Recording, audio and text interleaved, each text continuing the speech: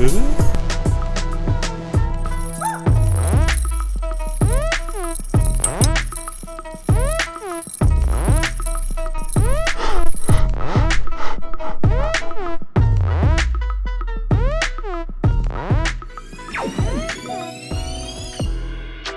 everyone, Wally here, and today we'll be having a little fun with this project, working on a dog collar for you guys.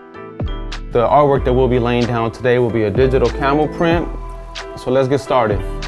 So the first step that we'll be taking is prepping the leather. No different than a shoe. You want to take your leather deglazer and make sure that the top layer is completely off so the paint adheres to the leather. Now this is a small step in the process, but a very important step. Next, I'll be taping off the metal areas that I do not want to get any paint on. So now that I have the dog collar fully prepped, taped off the areas needed, and applied the leather deglazer, we'll be ready to lay down some paint. So for the base, I'll be using Avocado, and I mixed about 5 to 8% of the Duller to get a nice matte finish that I'm looking to get.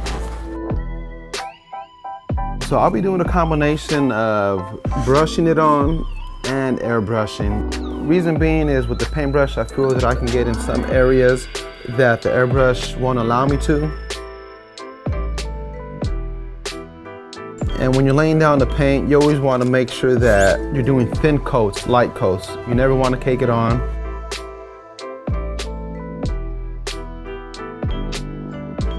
Okay, so now that I laid the base coat down by hand, I'll be airbrushing the final base coat. With that, I mixed my avocado paint with 8% Duller and 1/4 too thin.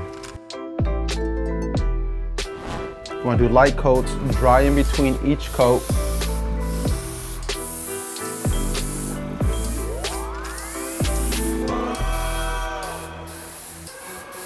Now that the base is laid down and completely dry, I'll be moving on to the next step, which is laying down the digital effect. For this step, I'll be using a vinyl stencil, and the first color that I'll be using is Vachetta, which was mixed with a Duller and too thin, and I'll be airbrushing this on. Once the stencil is applied, you also want to make sure that you're laying down real thin coats. With this process as well, if you go too heavy, it'll start leaking through the stencil and it'll give you a bad result. So you want to make sure, just like any other project that you're doing, that you're laying down thin coats, light coats, and drying in between.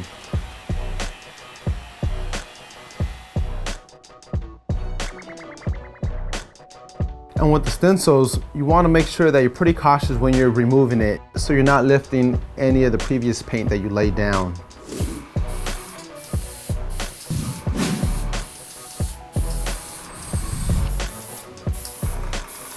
So with the digital artwork, it's a pretty random design that you're laying down. You want to make sure that you get enough of the effect in there without overdoing it. Along with that, I like to use the lighter shades first and finishing it off with the darker shades, because the darker shades cover a bit easier and makes the process a little easier for me.